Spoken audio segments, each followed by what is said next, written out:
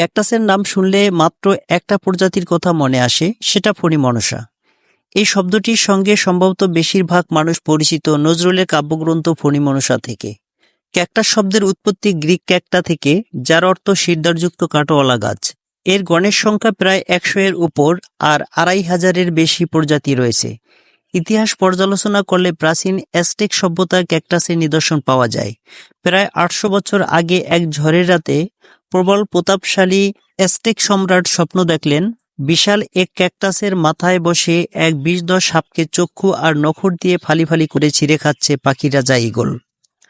রাজা একে ঐশী বাণী বলেই ভেবে নিলেন। তারপর থেকে অ্যাজটেক সভ্যতায় অন্যরকম গুরুত্ব পায় ক্যাকটাস। এর আদি বাসভূমি আমেরিকায়। মরুভূমিতে প্রচুর উত্তপ্ত আবহাওয়াতে ক্যাকটাস পানি সংরক্ষণ করতে পারে বলে এটি প্রায় 200 বছরের মতো দীর্ঘ সময় বাঁচতে পারে।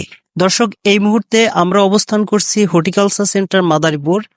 দর্শক, এখন আমরা ক্যাকটাস সম্পর্কে জানবো হর্টিকালচার সেন্টারের উপপরিচালক আশুতোষ কুমার বিশ্বাসের কাছ থেকে।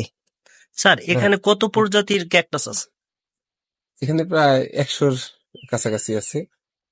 এখানে ধরেন মেমালারিয়া, হিমাটো, ফেরো, গোল্ডেন বেরেল, নোটো, চকলেট, তারপরে পিনাট, লাবিবিয়া, এসিনপসিস, জিমনো, অ্যাস্ট্রোফাইটাম, এরকম স্টেফিলিয়া, এরকম বিভিন্ন প্রজাতির আছে। আহ,